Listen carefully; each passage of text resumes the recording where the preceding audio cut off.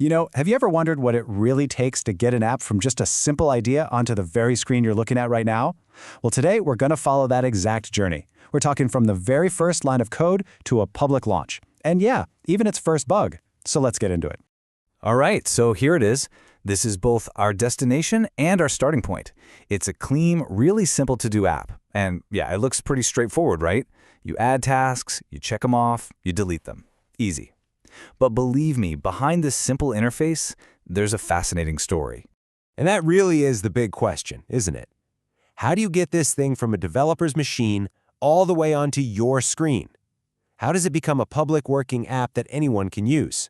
Well, let's just say the answer involves a lot more than you might think. Okay, Section 1. Every single software project, big or small, starts with an idea. And that idea? It almost always begins its life in a simple text file called a README. Seriously, you can think of it as the project's birth certificate. Now, what's so crucial here is that we're laying out the app's entire promise before a single line of code has even been written. We're defining everything, from the core functions, creating, reading, updating tasks, to a small but totally vital detail like local storage persistence. And that's just a fancy way of saying the app will remember your tasks even if you close the browser. It's all planned out. And this just brilliantly shows the level of detail we're talking about. I mean, we're not just thinking about features, we're literally designing an experience from the ground up. The project defines its exact colors right from the start. A specific yellow for buttons, a really satisfying green for when you complete a task. See, this isn't just code, this is design and intent all laid out. All right, so we've got the idea down on paper. Now, how do we actually build it? Well, that brings us to the architecture. This is basically the architect's blueprint for how all the different pieces of our application are going to fit together. So this project uses something called an agentic architecture. Now, don't worry about the jargon. It sounds complicated, but the idea is simple. Instead of having one giant program trying to do absolutely everything, you think of it like a team of specialists. You've got one agent that handles user logins, another one that just handles creating tasks. Each one has a very specific job, which makes the whole system way more organized and, honestly, a lot easier to fix or update later on. Okay, and here's a concept that's absolutely fundamental to pretty much every modern app. They're split into two parts, the front end and the back end. The restaurant analogy here is just perfect. The front end? That's the dining room. It's everything you see and interact with. It's where you place your order. But the back end? That's the kitchen. It's hidden away, it's where all the real work gets done, where your food is cooked, or in our case, where your data is stored and processed. They're two totally separate things, but they are deeply, deeply connected. So, we've designed it, we've built the code, but there's a problem. It's still stuck on a developer's laptop. Now comes the real magic trick, getting it out of there and onto the internet for everyone to use. And in the tech world, we call this deployment. So first things first, we have to deploy the kitchen. That's our backend. A developer will go to a cloud service, connect their code repository, tweak a few settings, and with just a few clicks, the backend is officially live on the internet. It's just sitting there, waiting for instructions at its own unique web address. Of course, a kitchen with no dining room isn't very useful, is it? Our backend is up and running, but nobody can actually interact with it yet. So now it's time to launch the part that you, the user, will actually see and experience.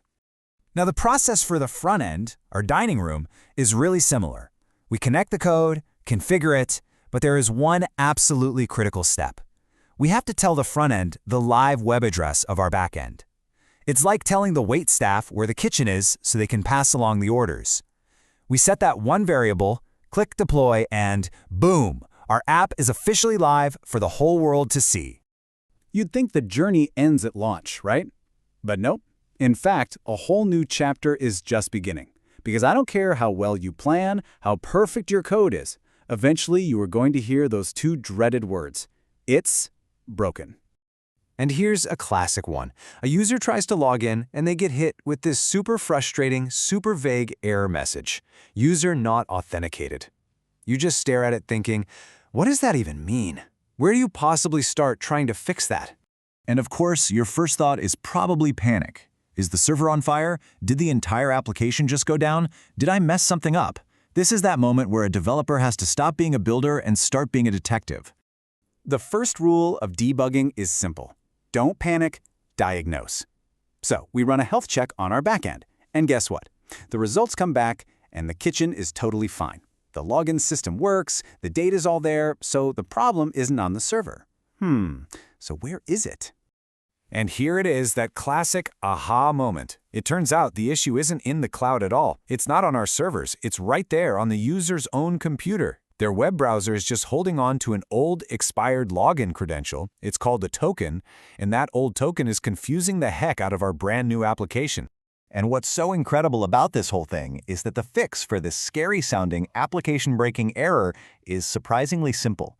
We're talking about a 60-second fix. All the user has to do is open up their browser's developer tools, find one single piece of data that the site has stored, and just delete it. You hit refresh, and poof, everything works perfectly again. All right, so after following that whole journey, what have we learned? Let's boil it all down to a few key takeaways for anyone building or just curious about modern software. Okay, first up, the number 4. Because our little app really relied on 4 distinct, super important documents. You had the README, which was the original idea, the architecture, which was the blueprint, the deployment guide, our launch plan, and the debug guide, which was basically the repair manual. Next up, the number 2. Remember, we had 2 separate deployments.